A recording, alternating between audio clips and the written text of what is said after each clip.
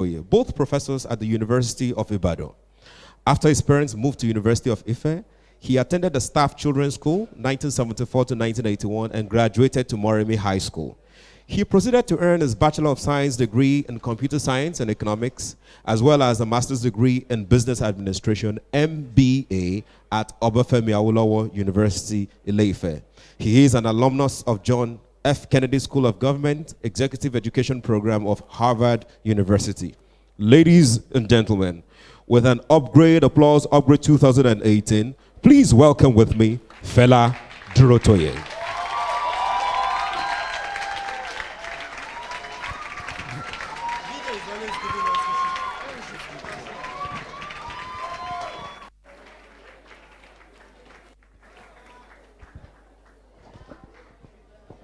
Thank you so much.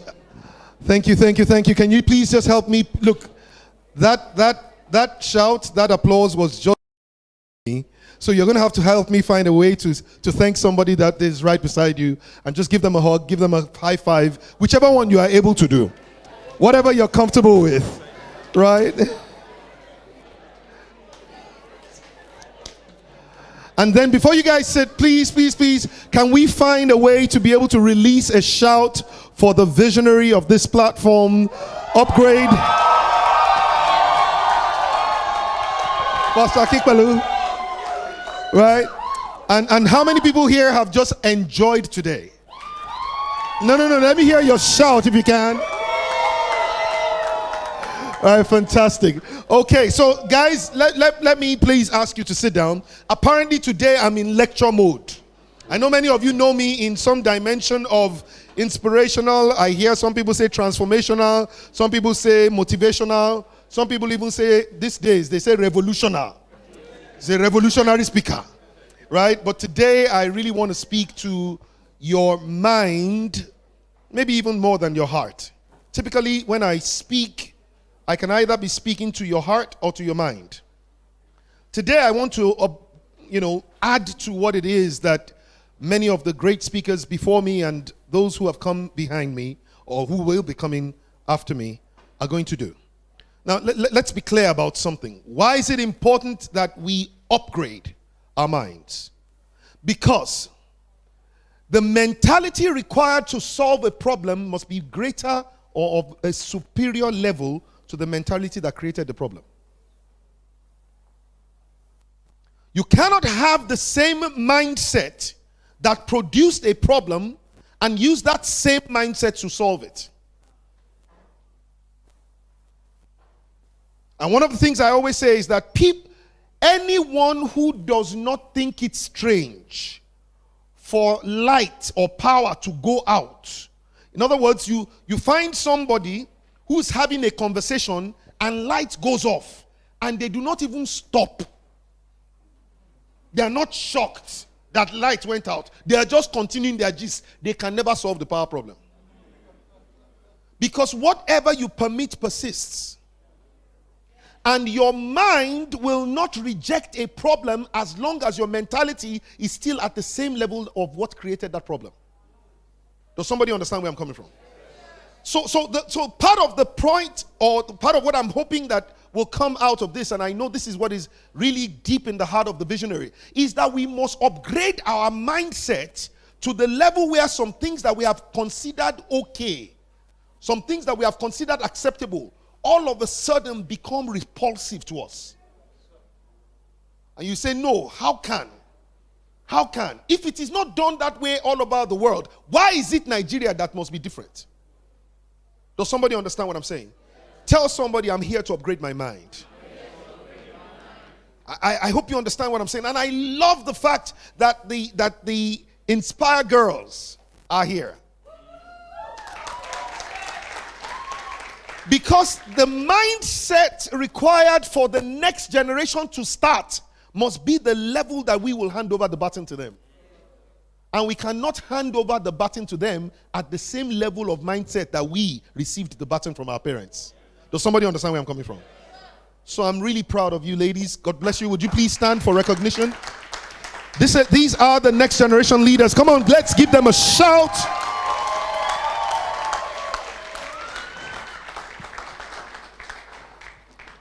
So I go into training mode now. And remember, training mode is sometimes not as exciting as inspirational mode. All right? So you will need to write and you will need to store. Please feel free to take pictures of the slides. I've got almost 200 slides that I'm going to show you in just about 30, a little bit plus minutes. All right? But this is thinking. By the time you are done, I hope your head will feel heavy. All right? So let's start something that I really want to challenge you with. Number one, which is, I told you why we're here. We're here to upgrade our minds, right? And I want to show you something about what I consider to be very important with the way we upgrade our mind. What do you see, guys? No. Can we do this together as like an upgrade team? So when I say 1, 2, 3, go, we will shout together, and they will think that there are more people in this room than the number of people are here. Are you able to do that? Okay. So 1, 2, 3, go.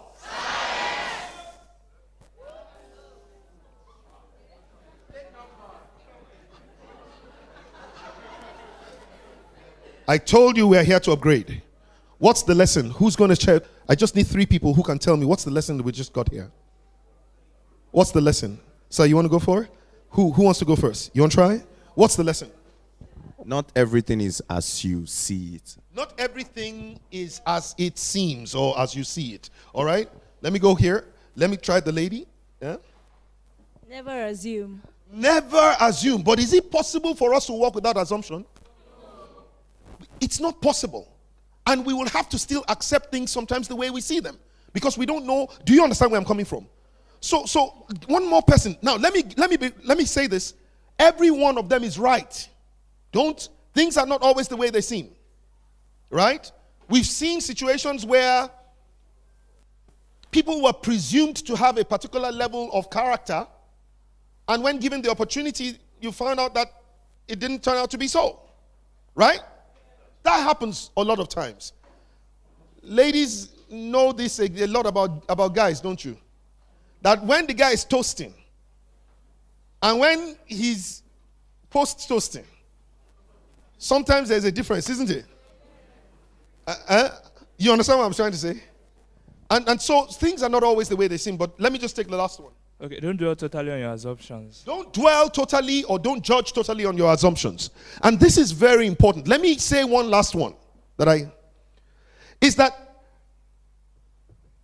the reason why I presume you said science was because many of you had recognized certain patterns before. And you had predicted the future based on the patterns of the past. You had said to yourself, I've seen this thing before, isn't it? And so based on your experience, you made certain projections. Unfortunately, in the time of change, experience loses its value. And experience bows to expertise. Which is why sometimes, you ask yourself, what has experience brought you so far? And I know a lot of times people say things like, we need people that have, or what experience do these new people have? Anybody heard about that political experience thing? And then the first question you always ask is, okay, hold on. If you like the roads and the potholes that dot it, and many times the gullies, then you should thank experience for that. Experience brought you that. If you like the fact that you don't need a romantic dinner for you to bring out your candle, experience brought you that. Experience brought you generators. Experience dried up water in your taps. Experience did all of that. What you should be looking out for as it takes you into the future is not how much of the past you know, but how much of the future you can imagine. I don't know whether you get what I'm saying. I'm going to say that again because it's something that someone has to get into your mind. It's not your knowledge of the past that will take you into the future. And the people who should lead at all times should be people who have a greater imagination than their memory. And that is the greatest advantage that young people have. Old people typically have a greater memory, but a smaller imagination. Younger people have a greater imagination, even though they don't have much in their memory bank yet. Do you understand what I'm saying? The future is not dependent on your memory, it's dependent on your imagination. Write it down. The future is not dependent on your memory, it's dependent on your imagination. This is why the whole concept of vision is so important. Because vision is not a reflection of your past. Vision is an image of your future. That's why young men see visions and then old men dream dreams. Do you understand where I'm coming from? Because a vision is not a picture of the past. A vision is a picture of the future. Are you feeling me here? So I'm asking you a question. What do you see here? Which direction does this man, is he looking to? Is he looking to this side, or is he looking to you at this side? Oh, thank you very much. Somebody once said to me, this is the original Two-Face. Right? But what this speaks to is something that I call perspective. Somebody say with me perspective, please. This talks to you about the power of perspective. Because, listen, in life, it's not about what it is, it's about how you see it. And why is it important about how you see things? Because how you see things will determine the way you respond to them. I want you to draw this understanding very quickly. Your perspective will shape your interpretation of what that thing is. And then your interpretation will influence your decision. And that is what will produce the action and the results. I'm going to say that again. I know some of you are trying to write this down. I told you I'm in lecture mode now. Should I flip out of lecture mode? I said your perspective influences your interpretation. So the way I see things will determine the way I interpret what the thing is. And my interpretation will affect my decision. Because what I interpret it to be will become what I decide about it. Does that make sense? And then my decision about it will influence my action. And that will determine the results that we have. So when I look at a glass, and that glass to me, let's say,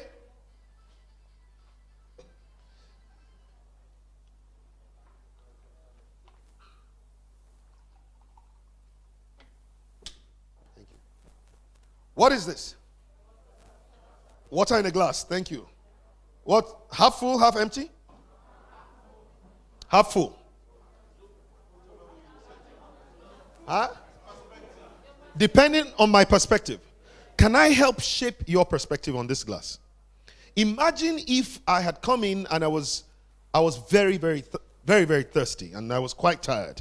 And to cut the long story short, as I came in sweating, someone had brought me a glass and said, "Oh, let me pour you some glass. You need some water." And then the person poured out the glass or the water in the bottle, and it got up to this level, and the water finished. And the person said to me, "Please, just give me a few minutes. I'll be back. Let me go get another bottle of water." Right? At that point in time, what is this glass? Half full. Half full. Does that make sense? Why? Because it's halfway to full, isn't it? But imagine if after the person came, they then filled the glass and said to me, "Unfortunately, we even thought we had so much more water, but this is all we have. So now the glass is full, and I have drank it up to this point." At that point in time, knowing that there's no more water, what is this glass? So do you see that we can agree when we have the same perspective? The reason why some of us were saying half full, half empty, half full, was because we had not yet come to the same place in our mind. We didn't have the same understanding, aka backstory. Once you have a backstory on a matter, it influences the way you see things. So anytime you look at a situation, try and find out what is the backstory behind this thing. What has produced it? Don't just accept the nation of Nigeria the way it is and say this was how you were born into it. There's a backstory.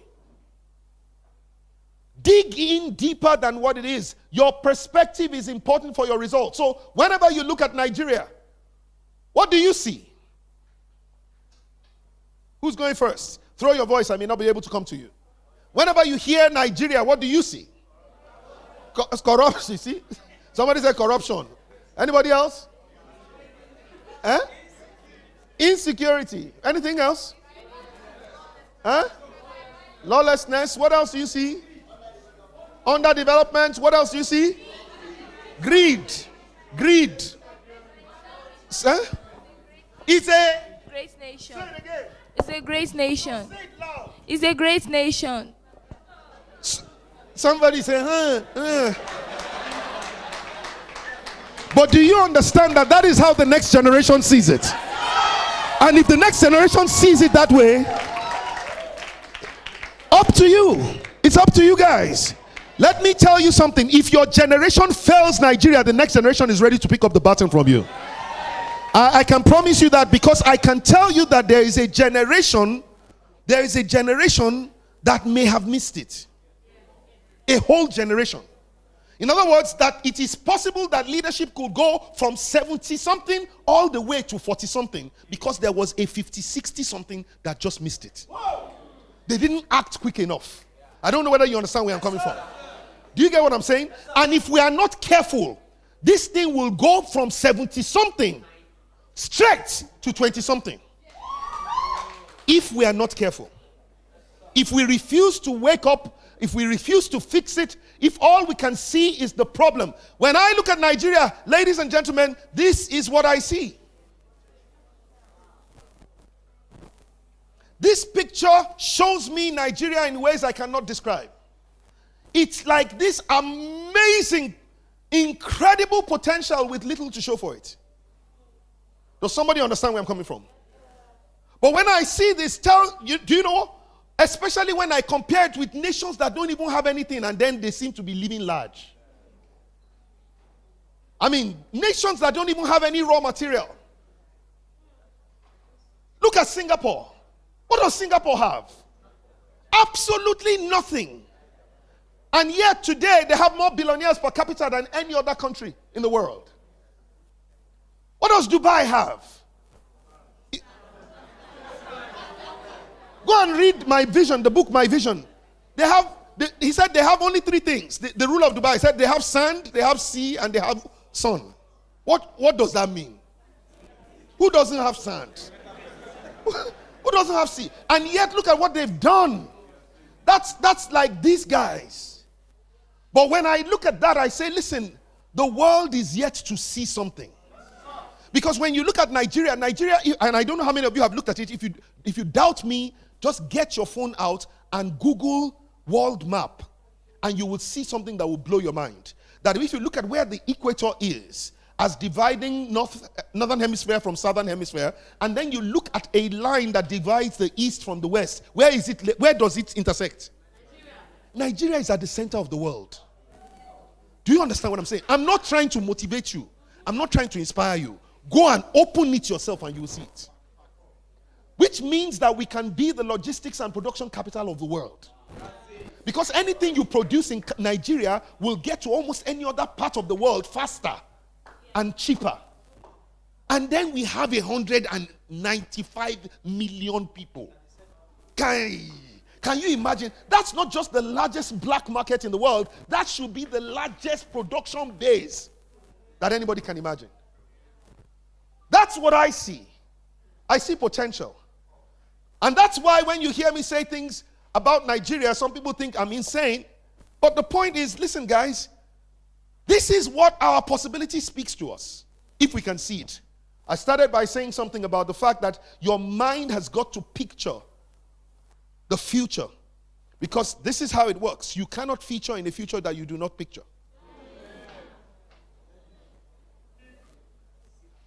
I'm going to say it again. You cannot feature in a future that you do not picture. You got to see it. Muhammad Ali is the one who used to say it like this. He says, I float like a butterfly. I sting like a bee. He says, your hands can't hit what your eyes don't see. That's why they say, my people perish, not for lack of mineral resources, not for lack of human resources, not for lack of anything, but for lack of knowledge. And what is the greatest knowledge that you need to have? It's not the knowledge of today, because today is already a reality. It's the knowledge of the possibilities that you have not yet tapped into. It's everything you can be but have not yet become. That is what that's the kind of knowledge you need. It's everything you need to do that you have not yet done. That is the knowledge that separates you. So for me, vision is such an important thing. And what is vision? Well, I'm going to give it to you in a way. Please don't even try to write it down because I think that it may be too long. You know we're in lecture mode. Anybody still likes lecture mode? Are you sure you're still there? If you want me to flip out of it, I'll flip out, okay? All right, but a vision is a picture of a desirable outcome or destination that is so beneficial to the hearers that it compels them to embark on the journey regardless, and to stay the course regardless of how far it seems, how long it will take, or how rough the road ahead of may be. So a vision is always a picture. A vision is always a picture that people find themselves in. And vision must always be beneficial to those who hear it, not to the one who's saying it. Any vision that is only beneficial to the visionary is not called a vision, it's called an ambition. So when people say to me, Fela, I really want to support your presidential ambition, I say, I have none. They say, how can you say you don't have a presidential ambition? I say, you don't understand. I'm not running for myself. I'm running for a new Nigeria. This is not an ambition. This is a vision. And it is only true vision that is able to have the benefit as it reaches all other people. And guess what? When vision is true in your heart, when it comes out, those who hear it will know. Don't vote for me if you don't want to. It's okay. Just at least vote. Get your PVC. And get involved. And build your nation. Can we read this together? Do you mind? 1, 2, 3, go. A vision is a picture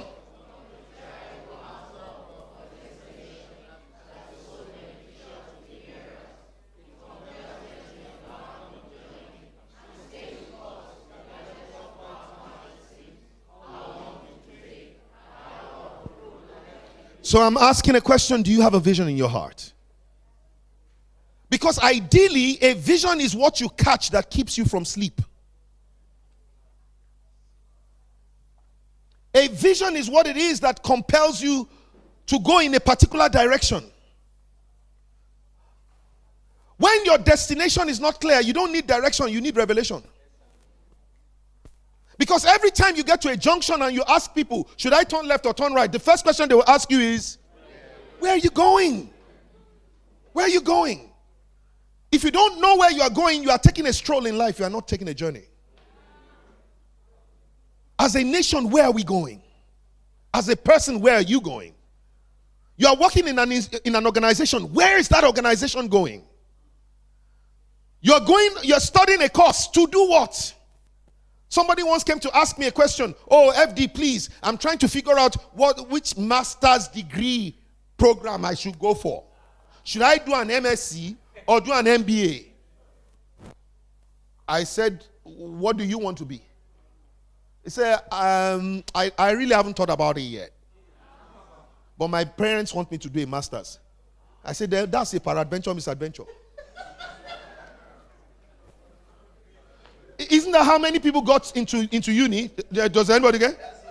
Because we were just told, you know what? Just go. Just leave the house. Just leave the house. So that they say, which course does he want to study? Say, any course. Abi? Any course in what kind of university? Any university. Okay, so when you study any course in any university, what kind of grades do you get? Then you get what kind of class? So now you have graduated with any class from any course in any university. What kind of job do you get? In what kind of industry? So you become what kind of person?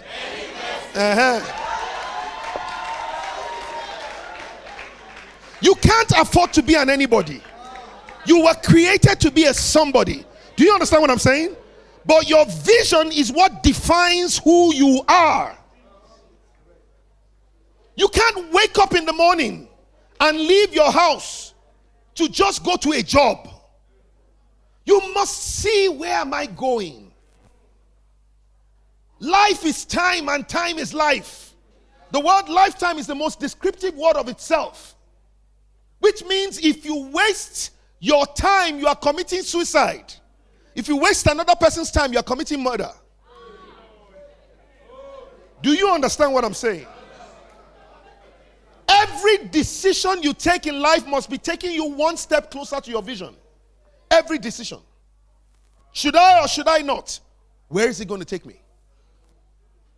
You don't get to a junction and choose which path you are going to walk on based on how smooth the road seems around the junction.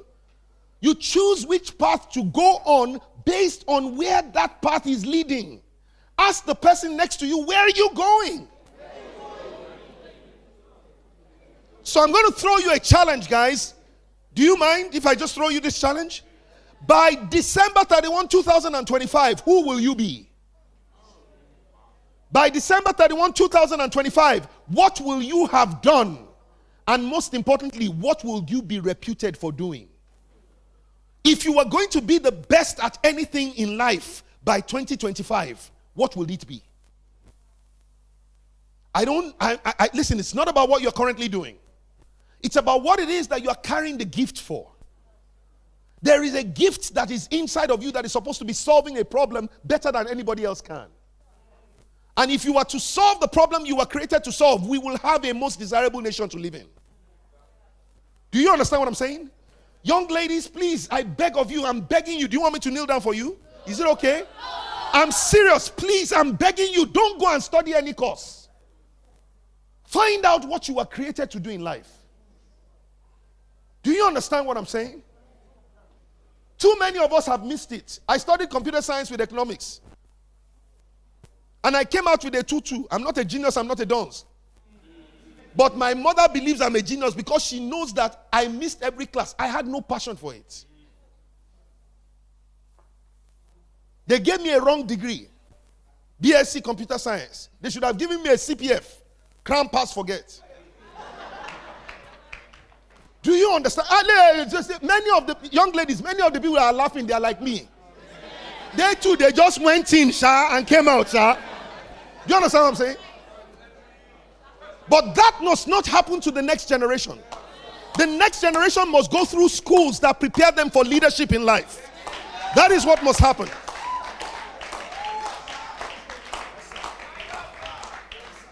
We're not talking about certificates, we're talking about sabiticates. What? Wait till you sabi. You understand what I'm saying? Can I get back to lecture mode? So understand that there's a difference between goals and vision. And sometimes people have goals, but they don't have real vision. And some of you know some of the acronyms about goals, isn't it? Goals need to be SMART, isn't it? Can anybody remind me what SMART means? Let's go.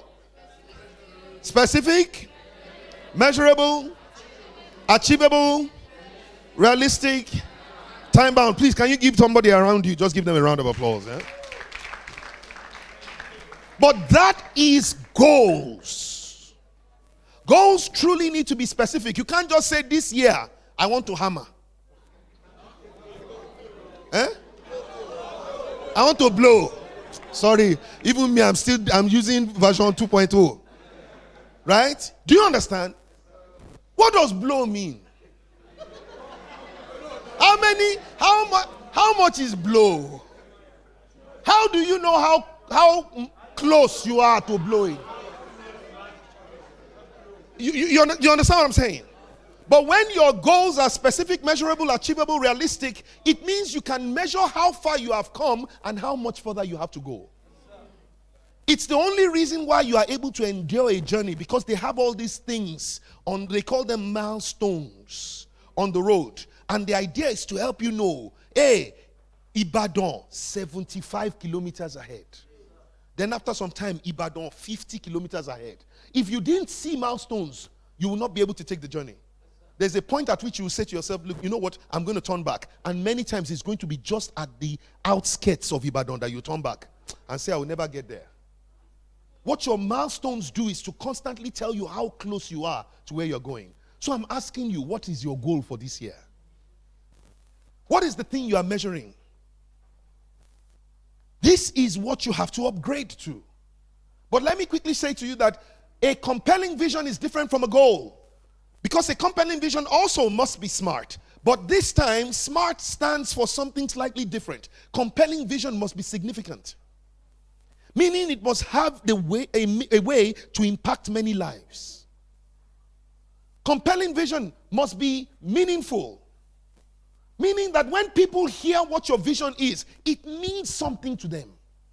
Also, compelling vision must be attractive. And it must be something that has not been done before. It must be record-setting. Lastly, compelling vision must be treasured. Meaning that a vision is a real vision when if you don't accomplish it, it will pain you. And the joy of accomplishing it is so fulfilling. So let me put it in a way that I hope you would like to write it down. Real vision is not a nice to have, it's a need to have. Are we still good in lecture mode? Yes, sir. What is the thing that you cannot afford not to do? That is what you're supposed to spend your life on. You are not supposed to spend your life on something you want to do. You are supposed to spend your life on something you cannot afford not to do. If you walk away from what you are pursuing and the thing does not pull you back, that's not what you are supposed to be doing. The pain of leaving what you should be doing should be greater than the pain of doing it. I'm going to say that again. Somebody got it. The pain of leaving what you are meant to do, what you are created to do, the pain of leaving it should be greater than the pain of doing it. So I'm asking you a question. Please, if you can, write the question just in case you don't have the answer. If you were guaranteed success in life, what would you attempt to do? If you were guaranteed success about anything, what will you attempt to do? In part, the journey that I'm on today was because that question came to me. If I was sure that I had all the resources, that I had everything it took to succeed, what would I try to do? And I'm asking you the same question.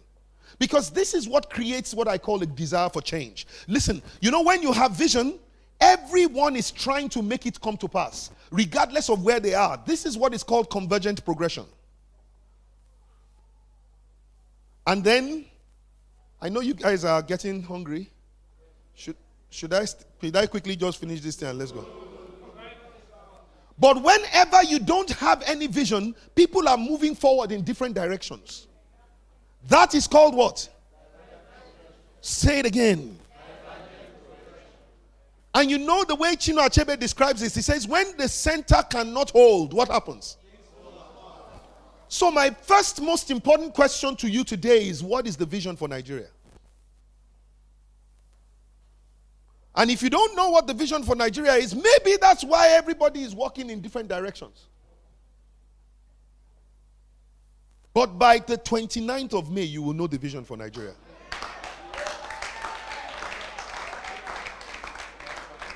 And not only are you going to know the vision for Nigeria, you will know the roadmap to accomplishing it. That is a promise.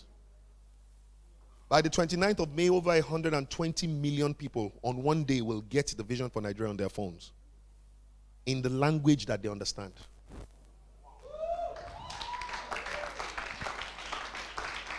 Because only when we have a vision can we have a collective. To collect something means to gather into one place. We need to have one mind. So what is the Nigeria we want? Well, let me start by saying that on the 23rd of November 2004, a mandate came to me, and it was to build Nigeria into the most desirable nation to live in by December 31, 2025.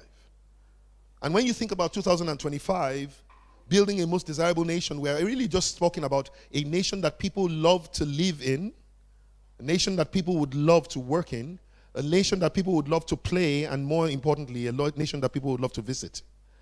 And if you've got a nation that everybody loves, and as I'm speaking, I'm sure some of you are thinking of certain nations already.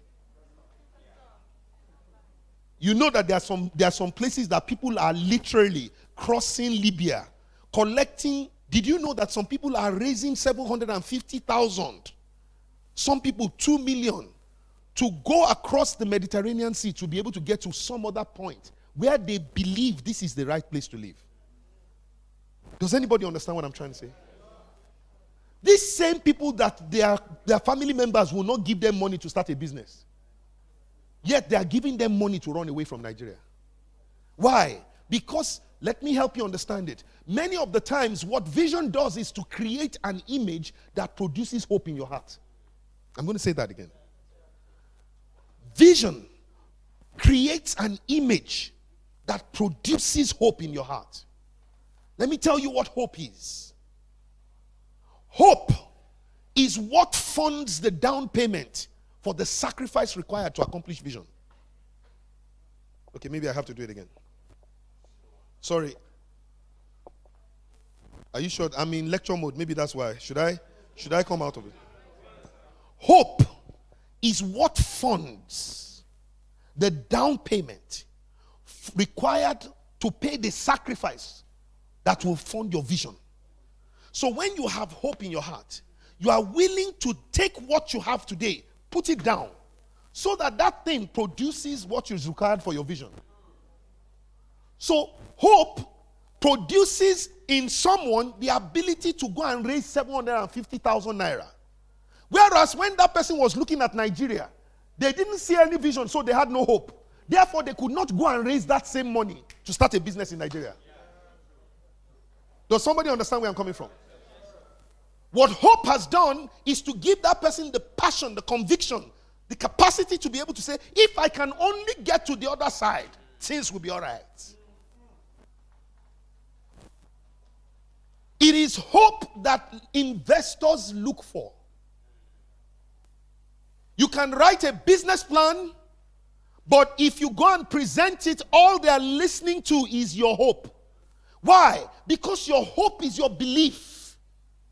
Your hope is what it is that gives you faith. Your faith is the substance of what you are hoping for.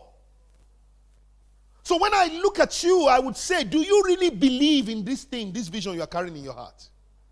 Because if you don't believe in it, you cannot produce hope in me. If you don't produce hope in me, I cannot fund the things that are required to make that vision come to pass. So I know somebody here just got that thing. There's somebody here who's been wondering, why is nobody trying to fund my business? Is that you have a vision, but it has not yet produced hope.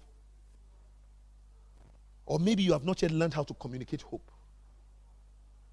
So when you have a nation people love to live in, work in, play in, and visit, then you will have a nation that people want to invest in. Does anybody understand where I'm coming from? So let's move faster. This is what it is that is the image. I've been right, and so many of you already know this if you've been working with me for the last 14 years. Many of you know this vision. Been carrying this since 2005. It's not something we are trying to do now. This image was developed in 2005. It's not a political image. It's not something for a campaign. And basically what we are saying is that the 6 continents of the world will be coming to Nigeria one day. And then, children that have left the 6 geopolitical zones will come back home one day. Not because anybody is going to push them out, but because we're going to attract them home. Does somebody understand where I'm coming from? You can clap for it if you want to. Now, the only challenge, guys, is I don't know whether you've counted the days. Because Wednesday is, or rather, December 31, 2025 is a Wednesday. And I've been counting the days for much of the last 10, 14 years. And as we speak today, December 31, 2025, is 7 years, 7 months, and 26 days to go. Question is, how do you build a most desirable nation to live in 7 years, 7 months, and 26 days? Well, I agree if you think it's probably impossible, but let me first of all start by saying that it is definitely impossible for you to build a most desirable nation to live in without building a most desirable people to live with. That until you have the most desirable people to live with, you cannot have the most desirable nation to live in. Until you have the most desirable people to work with, you cannot have the most desirable nation to work in. Do you understand what I'm saying? So the real job is, how do you build the people that will build the nation in 7 years, 7 months, and 26 days? So this is really the kind of thing Bill Gates was talking about. This is all about human capacity development. That if you build the people will build the nation. Don't just build buildings. Don't just build bridges. Don't just build roads. Anybody, I was going to say any fool, but I know they can go and tweet it in another way. Anybody can give a contract. Why are we clapping for a governor for doing road? He is not even a civil engineer. All you have to do is to say, approved. How is that a skill?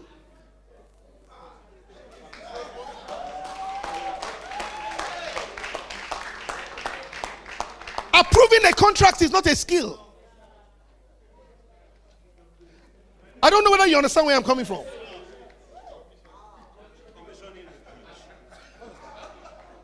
Or you come all the way to come and commission a bus terminal. How?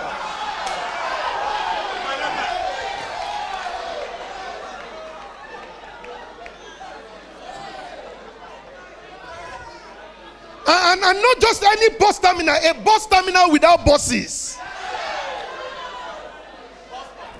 Sorry, a bus stop. Tell somebody we must upgrade, Joe.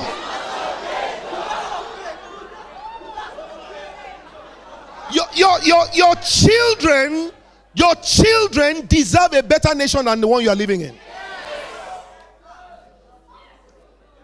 And if you don't choose to build that nation whilst you are young and strong, you will get into retirement and then you will be old and weak and you will not be able to do anything about it.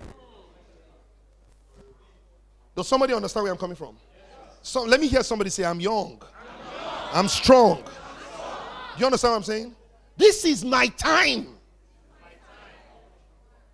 There's a reason why our laws say that people should retire at the age of 60 from public service.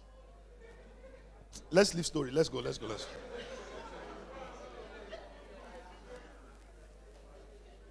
Somebody please shout again, upgrade. I said shout now. We must upgrade our mindset, guys. We must upgrade our mindset. We have to build the people who will be able to build. Now understand, we've been told, as a man thinks in his heart. So you want to change a person, you change their mentality. You change their mindset. And the thing that drives your mindset is something that I call PVC. And many of you are already thinking that Fela is talking about election again. No, I'm not talking about your permanent voter's card. I'm talking about your personal value code. Your personal value code is the thing that I call your operating system. It is your personal value code that begins to help you understand, whenever choices or options are in front of you, which one to choose. Because your personal value code defines for you what is right and what is wrong. What is good and what is bad. What is possible and what is impossible. And it is not everything that is beneficial that is expedient. That means the fact that you get benefit from it today does not mean that it's good for you tomorrow. Does anybody understand? So your personal value code is what helps you to take decisions. Do you know why sometimes couples have problems? Because they have two different PVCs.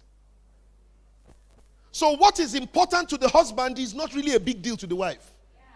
And sometimes what is important to the wife is like, what's the matter now with the husband? Does anybody understand where I'm coming from? The wife says, I must not get late to work. The husband is the one that owns his own business. So anytime he gets there, it's okay. But they are sharing a car. So now the husband is taking his time. And the wife is getting angry. I have to get to the office. Say, cool down. What's the big deal? Husband, they can't sack you. Say, it's not about sacking. I don't like it when I get late to till late. Party, what you do? I said, to chill. Now, all of a sudden, because of that one thing, they are not going to talk on the way to the office. And that thing is still angry and saying, listen, this thing, and I've been telling you. And on top of that, for whatever the reason, let her now arrive at work. And then somebody now speaks to her in a way, and she will say, and I knew. I hate it when this man, and before you know it, a little thing that is just a value differential between them becomes a big deal. Does anybody understand where I'm coming from? Ladies, let me hear you say, yeah. Don't marry a man for his vision, no. Marry him for his values. Sorry, don't marry a man for his television. Marry him for his vision and his values. His vision will tell you where he's taking you. His values will tell you the experience on the journey. Do you understand where I'm coming from? Guys, let me say yeah. Don't go and start complaining about things. So. Complaining about anything does not inspire a woman. Don't go and say, I don't even know what's the traffic in this Lagos. Women don't want to hear about traffic in Lagos. They want to hear about, where are you taking me? Where are we going? Does somebody understand where I'm coming from? Let me move forward. The most important thing about your vision is that your values, are the things that define for you what is possible and what is impossible. It's really my way or no way. Let me go run through something. Guys, many times people have told me that this is the most important slide I have ever shown them. And I'm talking about most top people in their industry. Let me help you understand what values do. Your values usually help you to define what is good and what is bad, what is right and what is wrong. So your values help you in decision making. And those decisions will soon become your actions. And those actions, after some time, they will become your habits. And your habits, after some time, will soon become your lifestyle. And your lifestyle actually will begin to affect the way people around you behave. So it becomes a culture. And that is what produces results. I want you to understand that. And then your culture, after some time, will become the reputation people have of you because they've seen the results again and again and again. And your results or your reputation will soon become a brand. And your brand is what becomes your value. In other words, this is what people pay to associate with you. So let me quickly say something to you whilst you are still here. Two people sitting together on parade ground in NYC, both of them having BSc in the same course, whether from the same campus or the same or different universities, doesn't matter. But they are both youth corpers, but they are not mates.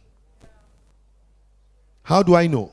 Because in 5 years' time, one of them will be earning more than another, even if they study the same course.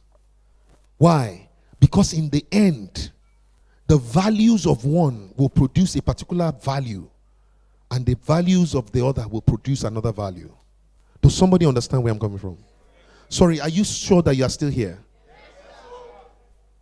I'm going to close this in a very few minutes.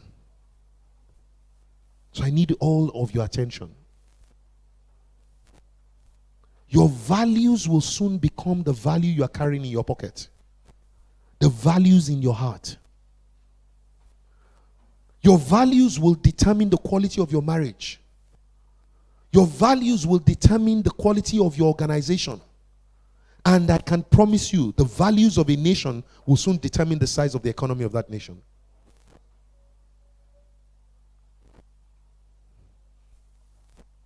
The challenge is, when you have over 500 different languages in a nation, when you have over 240 minor tribes in a nation, how then do you unite a nation around one value system? Means you must find values that are what I call ABCD. A, they must be acceptable to everybody, regardless of their religion, regardless of their tribe, regardless of their language, regardless of their gender. Those values must be acceptable to everyone. Now, next, they must be beneficial to everyone who has them. In other words, you don't force people to take on a particular value system. It will not last. It is not sustainable. The only value that people can take on and keep in them is values that help them become better, help them live better. And then those values must also, see me, be something that people can commit to. And lastly, it must be something that people can do. So when you say, for instance, excellence is a value, sometimes the challenge that people have is, what is excellence? If somebody sometimes says hard work is a value, is hard work good? How hard must work be for it to be hard work? Is the guy that is pushing a cart and sweating, is he working harder than the guy that is sitting down in a machine and operating a computer? Who is working harder? Sometimes those things are hard to measure. So that's why you need to have a system that helps you to define your values, articulate your values, and then if you want to then get it right, you then get people to begin to endorse those values, meaning to accept it for themselves. And then, of course, now we need to get those values illustrated. You have to put those values in images, in songs. They call sight and sound. You need to have billboards all over the place that depicts those values. You need to have radio jingles. You need to have movies. You need to have those values on different kinds of things. So now you have to interpret those values, so that the values mean the same thing in Hausa as it is in Ibibio. Does anybody understand where I'm coming from? In Ishekiri, you have to interpret those same values. And then you have to interpret that same values in Kanuri. Does anybody understand where I'm coming from? That's how you are going to unite a nation. It's the same values that are acceptable to all of them in their own language.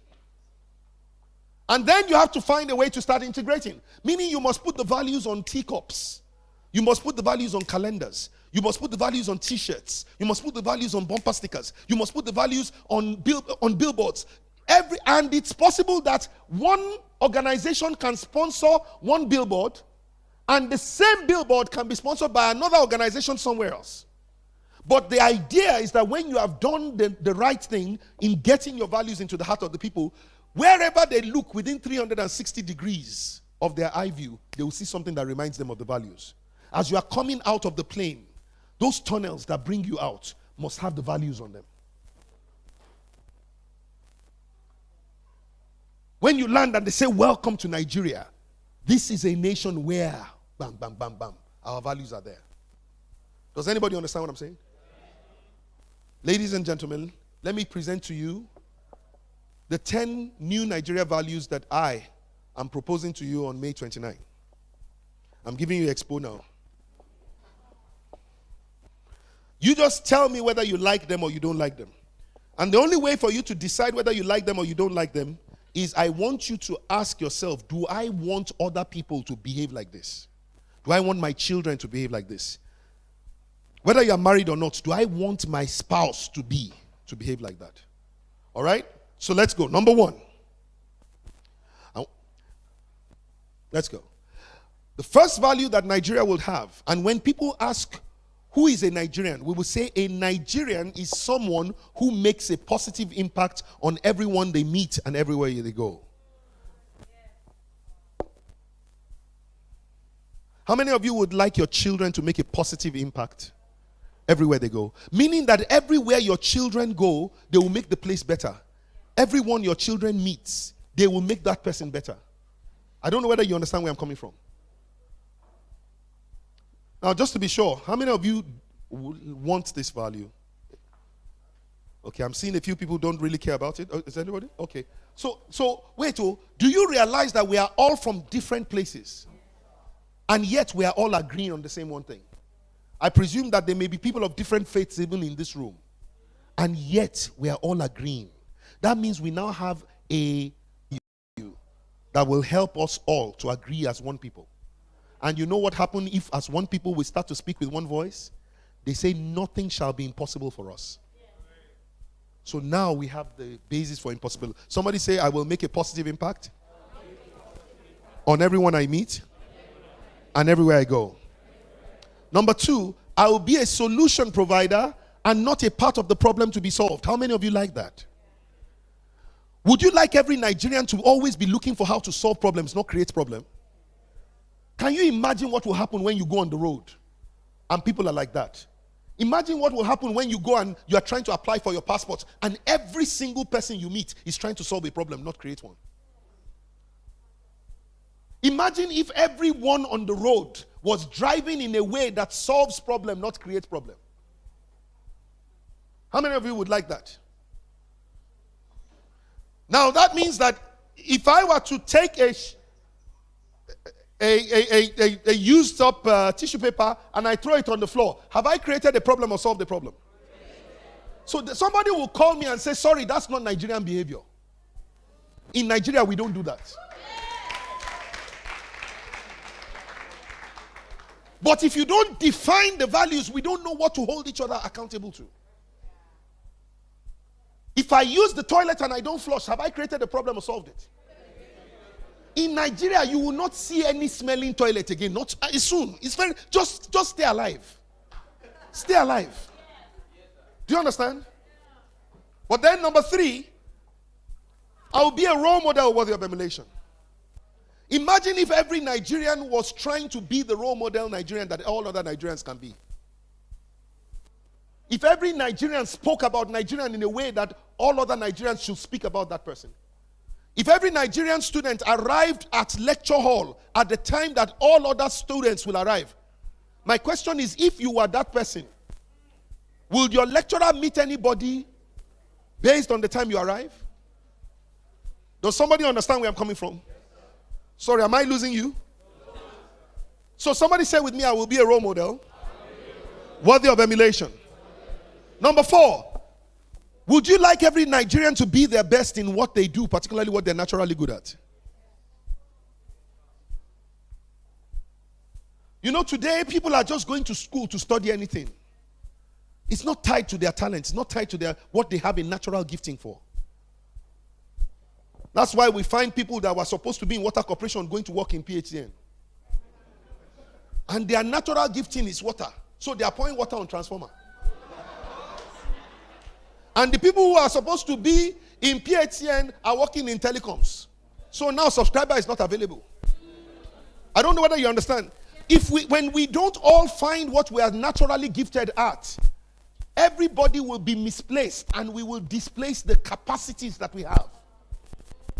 Do you understand where I'm coming from? Somebody say, I will be my best in all I do, particularly what I'm naturally good at. Number 5, I will do the right thing at all times, regardless of who is doing the wrong thing. And I'll just run through the rest of it. Number 6, I will value time and make the best use of it. Very soon, when they ask somebody, I want you to, can we meet at 4 o'clock? Then they will ask you, are you talking about 4 o'clock Nigerian time? If you say yes, they say that means you are serious. When you travel abroad and you come late for a meeting, somebody will ask you, I thought you said you were a Nigerian. You say, yes, I am. They say, no, you can't be. Nigerians are never late for meeting.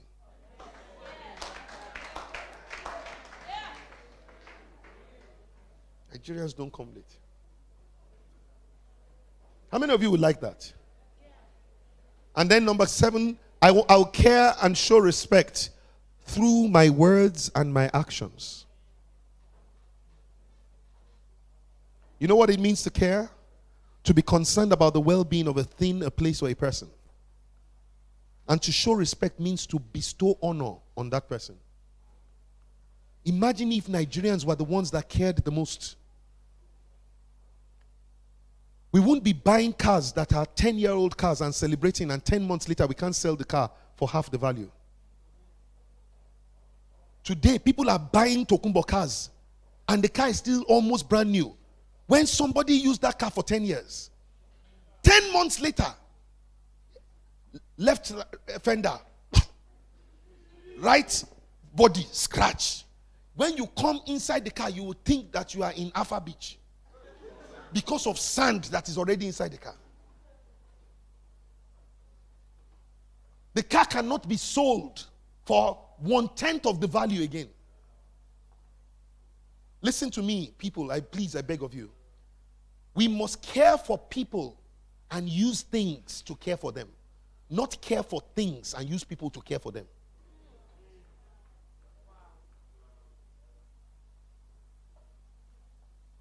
Number 8, you must consciously build a great legacy starting now today and every day. I'm looking forward to the day where the value of life is going to be so precious that if one person dies, there's almost going to be lowering of a mast. Like, people will be so sad. Like we see it in other countries. Not that thousands of people will die and there's almost nothing that anybody is saying about it. People are seeing dead people on the road and they're just walking by and going. They have desensitized us. We must consciously build a great legacy starting now, today, and every day. And then we must live lives of integrity and honor. Integrity means to have an alignment between your thoughts, your words, and your actions. Meaning that everything that comes out of your mouth is what you mean. And everything that you have said is what you intend to do. Not that you will be in the bathroom and then you'll be telling somebody, I'm on my way. But what if you tell somebody, I'm going to slap you, and then you slap the person? Is that not integrity?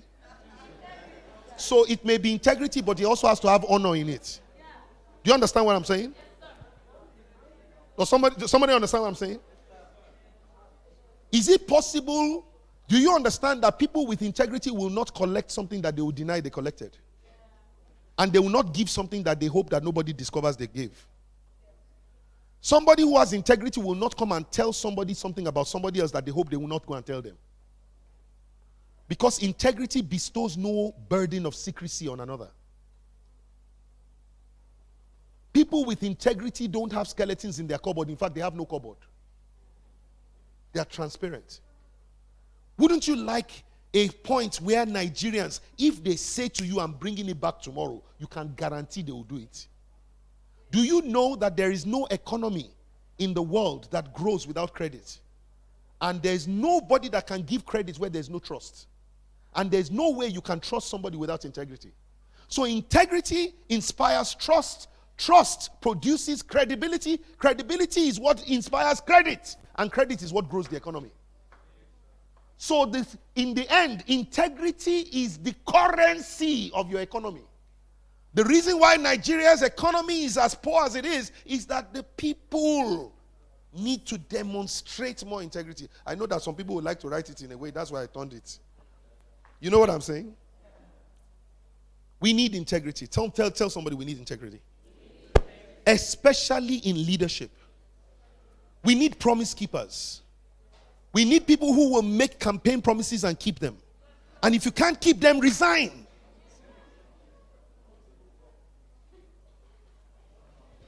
And then lastly, we need somebody who will make your family, your nation, and your God proud. How many people here would like to make their family, their nation, and their God proud? Ladies and gentlemen,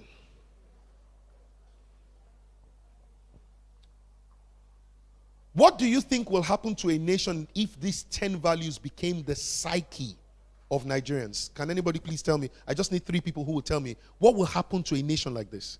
When everybody in government, in private sector, everybody in school, in academia, doctors, nurses, all of them are living according to the same 10 values. When husbands and wives, children, older people, can you tell me what's going to happen to this nation?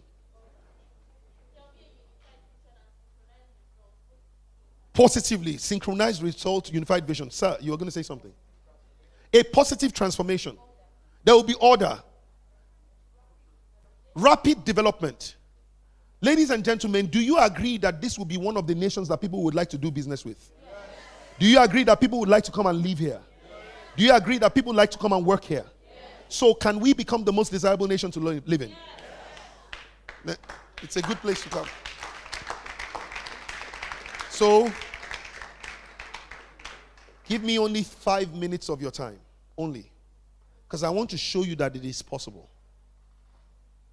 And the only thing I want to do is I want you to understand the way we're going to drive this thing is through driving it into families, driving it through education, driving it through religious bodies, driving it through the social institutions, corporate organizations, into regulatory authorities, and most importantly, into government. And I know that many people can wonder and say, hey, Fela, are you sure that this thing can happen? So, Simi, can you help me please go and show some of the nations that have done amazing things with this? Next slide, please. Next slide. Next slide. Show me Dubai. I want you to see something. I want you to see something before I close. 4 minutes.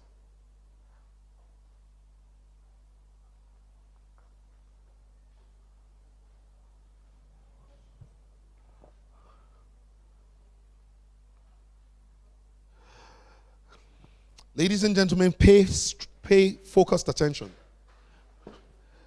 I want you to look at this building.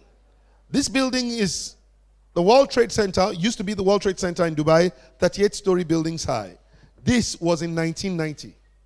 I want you to see what human beings that have made up their minds and have the right people in government, what they were able to produce in 13 years. Somebody say with me, transform. That is the same building that you were seeing before, 13 years later. In other words, all of these things was done in just 13 years. So if you, now remember that these people have only sun, sand, and sea. They don't have oil. They don't have any of the 34 mineral resources that Nigeria has. They don't have cocoa. They don't have any of those things. They don't have them. All they do is they have sun, sand, and sea, and a vision. All right? If you want to compare just 13 years, look at it. That's that building. This is it. Let me move on faster. Look at what their international airport used to look like before in Dubai. Does anybody want to know what it looks like now? Somebody say upgrade.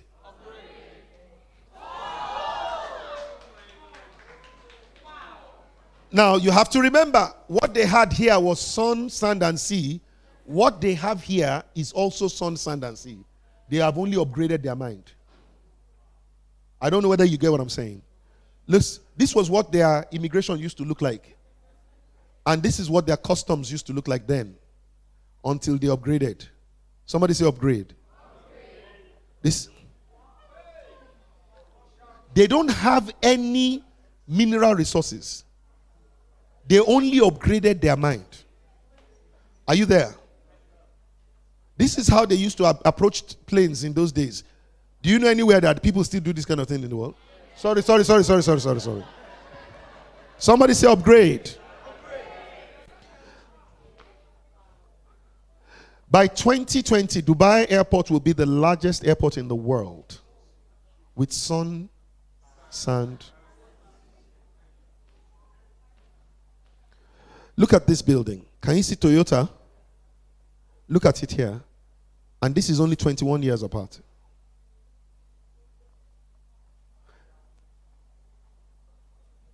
Let me show you. This is the Al Maktoum Bridge. This bridge leads to their port. In 1989, it was 1 lane going, 1 lane coming. In 2010, it was 6 lanes going, 6 lanes coming. with sun, sand, and sea. They took a picture from this exact spot. They came back a little while later and took the same picture. Look at it. This is the same water. It's not another water. Upgrade. I recommend a book called My Vision to every single person. It's the best leadership book I've ever read.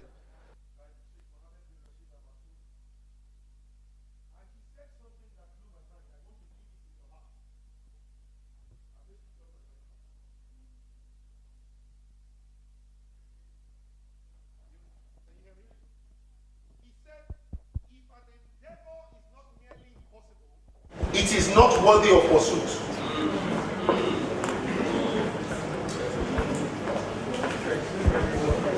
Can you hear me? That is the mindset that produced everything that you saw. A nearly impossible mentality is the only thing that is worthy of pursuit. So I'm asking you a question as I close. What is it that you are pursuing that everybody thinks is impossible? Because if everybody doesn't think what you are doing is impossible, it's not worthy of your time. Does somebody understand where I'm coming from? This is how these guys built things. They built 40 blocks of 54-story buildings in 8 months and completed the 40th block 3 days after they completed the first one. Meaning they were building 40 blocks of buildings 54 stories high. They built it out of the ground in 8 months. At the same time, look at it. As they were building, they were painting. As they have not even finished building, they have already laid second coat. In Dubai, they have continuous working. 3 shifts daily. 6-hour shifts. You must, as you are finishing, you are handing over the tools to somebody else. They work night and day. 7 days a week, 6 days a week except Friday. In Nigeria, we are blessed to have Muslims and Christians, which means if Muslims are even given Friday off and Christians are given Sunday off, then Christians can work on Friday, Muslims can work on Sunday. Meaning we can work round the clock. That means everybody can be employed. We will not allow a contract to be given to anybody that one day, 1 minute, 1 hour, you will down tools. Otherwise, we will collect the contract back and you will refund the amount that you have spent it.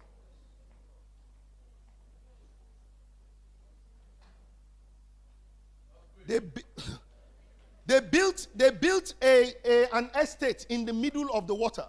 3 estates that can be seen from the moon. At least from space, from space. Right? This middle one is the one I'm about to show you now. It's called the Palm Jumeirah. They sand-filled it. Look at it. That's what they did. And just in case you don't know what they're doing, look at when they were working on it. Can you see houses? So each house has a beach.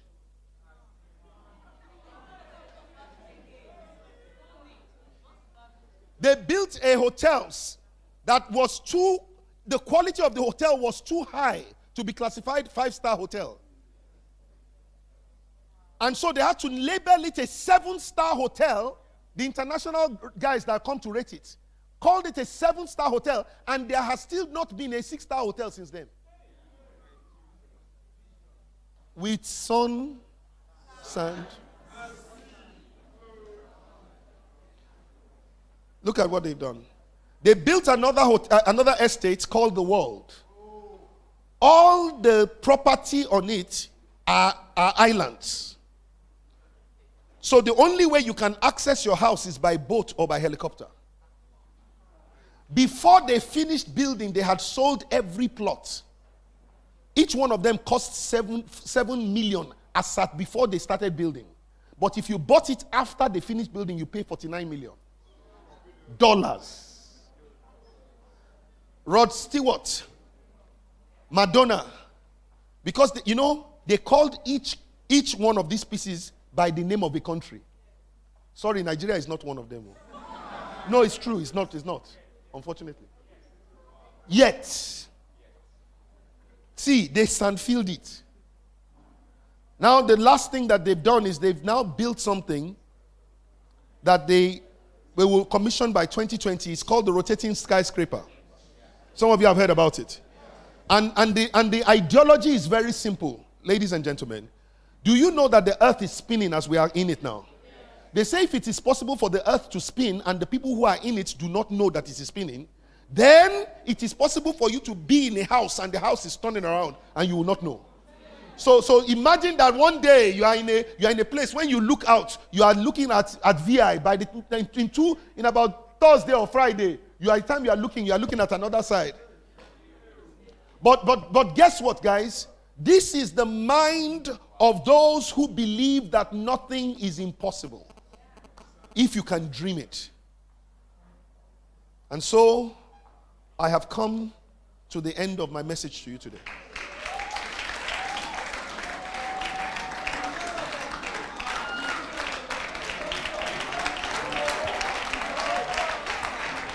Let me be clear. Nigeria's greatness is not tied to Fela Durotoye being a great leader. Nigeria's greatness is tied to each and every one of us being a great leader. Nigeria will be considered the most amazing story in the world if each and every one of us can do the most impossible thing. You have something that is impossible. Do it. You have something that is impossible. Pursue it. Let each and every one of us pursue our unbelievable dreams. And let us do something that would make the lives of other people better. And before you know it, our nation will be the greatest nation on earth. But we must make a positive impact on everyone we meet and everywhere we go. We must be solution providers and not parts of the problem to be solved. We must be role models worthy of emulation. We must be our best in all we do, particularly the things you're naturally good at. We must do the right thing at all times, regardless of who is doing the wrong thing. We must value time and make the best use of it. We must care and show respect to all through our words and our action. We must consciously build a great legacy, a great nation. Every day. Every day. We must live lives of integrity and honor. And we must make our family, our nation, and our God proud. Somebody wants that? Do you want that? Do you want that? Say with me, I will make a positive impact on everyone I meet and everywhere I go. Say it with me, I will be a solution provider and not a part of the problem to be solved. Say it again, I will be a role model worthy of emulation. I like the way you are doing it, my dear. Put your hands on that chest. That's what she's doing. I will be my best in all I do, particularly the things I'm naturally good at. Say with me, I will do the right thing at all times, regardless of who is doing the wrong thing. Say with me, I will value time and make the best use of it. Say it with me, I will care and show respect to all, rich or poor, young or old, great or small, man or woman, boy or girl. I will care and show respect through my words and my actions.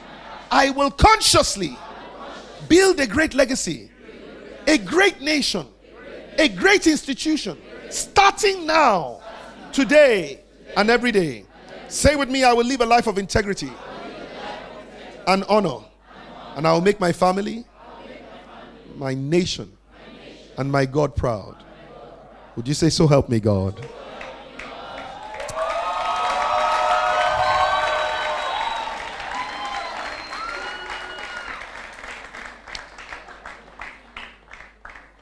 You are the new Nigerian, and you will build Nigeria into the most desirable nation to live in.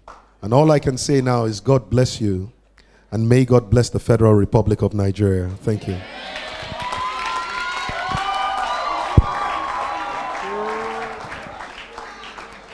Wow. Oro. Please don't go. Don. If you can sit, try.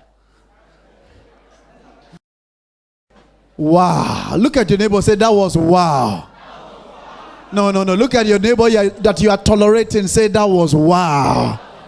Find somebody you don't like at all and just communicate and say, that was wow. Wow. Amazing. That's incredible. One more time, let's celebrate Fela Durotoye. We honor, respect, and appreciate you greatly. We believe in the new Nigeria dream. We believe in it. Thank you. Wow. Do you have questions? You will need to go back and think. Wow.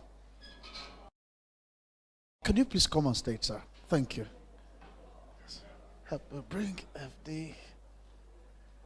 Yes, sir.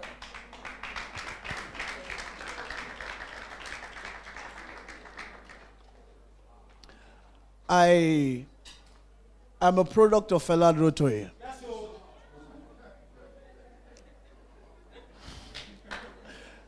I boldly say it anywhere. I'm a pastor, but Fela Durotoye is my father. For like 14 years, following him, listening to him. These things that he said today, 14 years ago, it wasn't because he was running for a new, he was going to get an office, of which he's not running for an office. He's running for a new Nigeria. 10 years ago, 8 years ago, the same passion with which he's speaking was what he was speaking with then. Bishop Oyedepo says that I am not surprised at where I am. He says, I would have been surprised if I am not where I am. That's the power of vision. I'm not surprised at what God is about to do through Fela Durotoye. Because we have heard and we have seen these things transform and evolve over the years. So Fela Durotoye, I want to say thank you, sir, for being a tremendous blessing. We are talking about the next election, but I'm talking about the whole generation. For being a blessing to a whole generation. I know that history will never forget all the sacrifices that you are making, popular and unpopular, to see that the mandate of Nigeria is fulfilled. On behalf of this generation, we want to say thank you. There are a lot of young people who can say greater things about him. But this is coming from our heart. Upgrade team. We'll carry your heart in this generation. And we are very proud to be associated with you. There is a little thing that we have for you, sir. You've gotten a lot of awards. A lot, tens and hundreds of it. This one, we're presenting, we don't want you to put it at the back. We want you to put it somewhere where you can see it every day, that there's a people, there's a generation rising, waiting for you and the things God wants to do through you. There's a generation that believes in you, and there's a generation that is excited about what is about to evolve through you.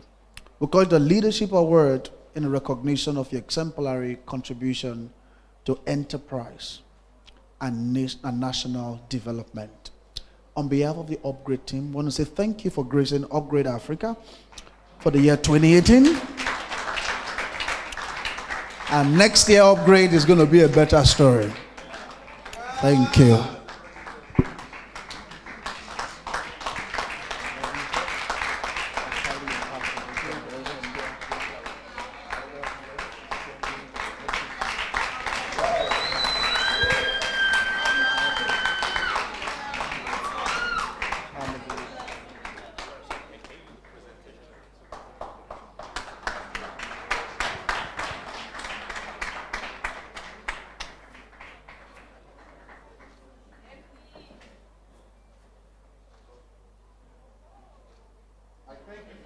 kind words.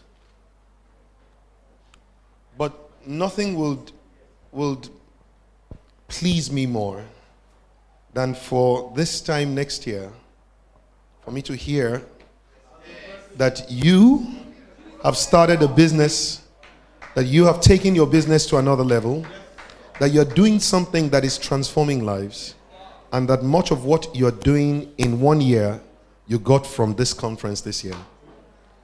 So I'm praying that the upgrading of your mind would have produced a better society for Nigeria. And I'm praying that the next year, I would either be here or be sending my message as the President-elect of Federal Republic of Nigeria.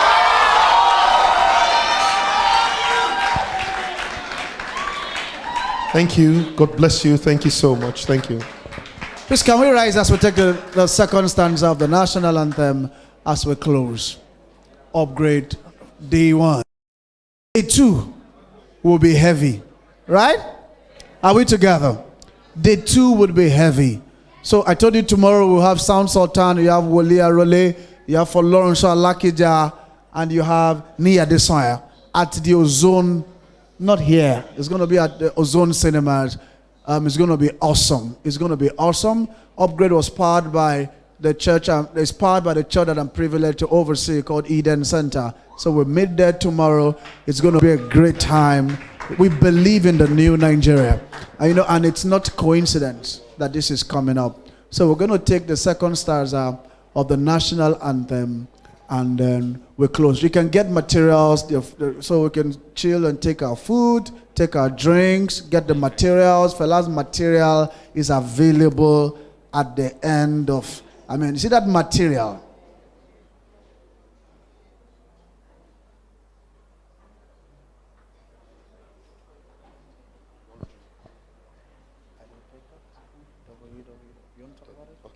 And as many people as want to join us on this journey that we're embarking on towards February next year, if you'd like to be a part of this, there is a role for you to play. All you have to do is just sign up on www.feladurotoye.net.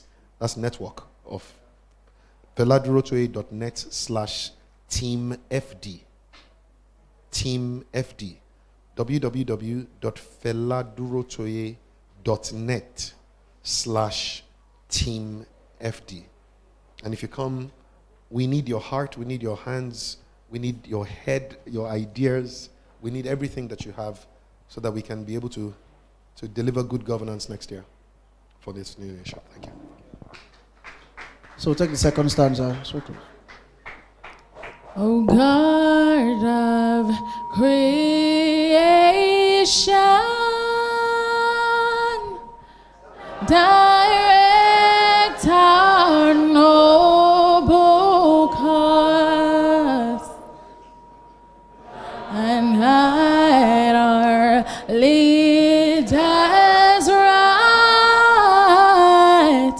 Help our youths the truth to know. In love and honesty to grow and live in just and truth. Great lofty heights attain to view the nation with peace and justice shall reign.